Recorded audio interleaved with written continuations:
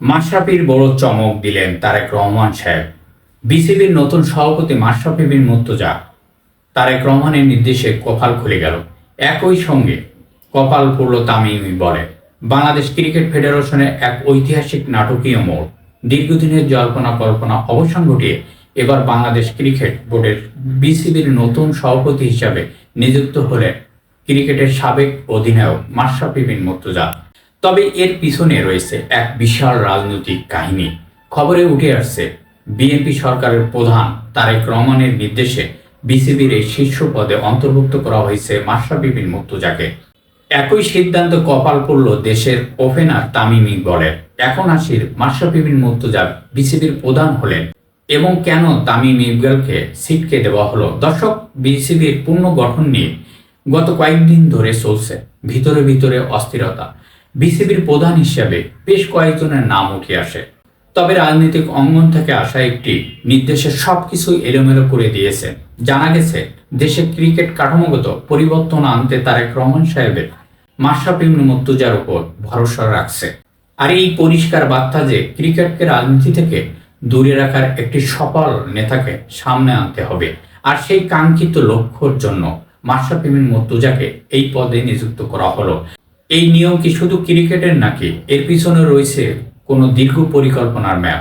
নাকি অন্যদিকে বিসিবির মালদের বসার জন্য সবচেয়ে বেশি আলোচিত ছিলেন তামিম ইকবাল?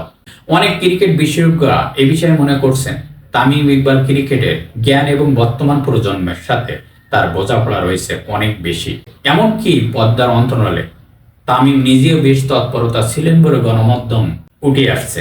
কিন্তু এই শেষ মুহূর্তে এসে রাজনৈতিক প্রেক্ষাপটে পছন্দ অনুযায়ী তালিকা মাশরাফি বিন মুর্তজাকে এগিয়ে নিয়ে যাওয়া এবং তামিমের স্বপ্ন অধরায় হয়ে গেল। আর এটাই তামিমের জন্য বড় ধাক্কা হিসেবে দেখছেন অনেকেই।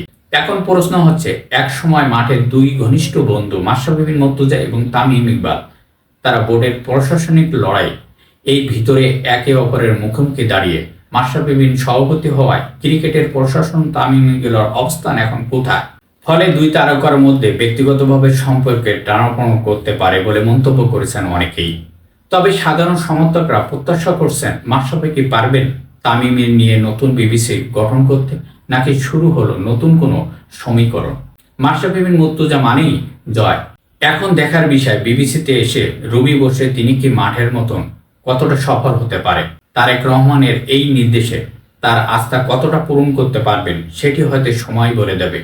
তবে দেশের কোটি কোটি ক্রিকেট ভক্তরা এক বুক ভালোবাসার নতুন এক অধ্যায়। সেখানে ক্রিকেট হবে দুর্নীতিমুক্ত এবং বিশ্বমানের সফল কাম। আপনার মতামত কি অবশ্যই কমেন্ট করতে ভুলবেন না। ভালো থাকবেন। আল্লাহ হাফেজ।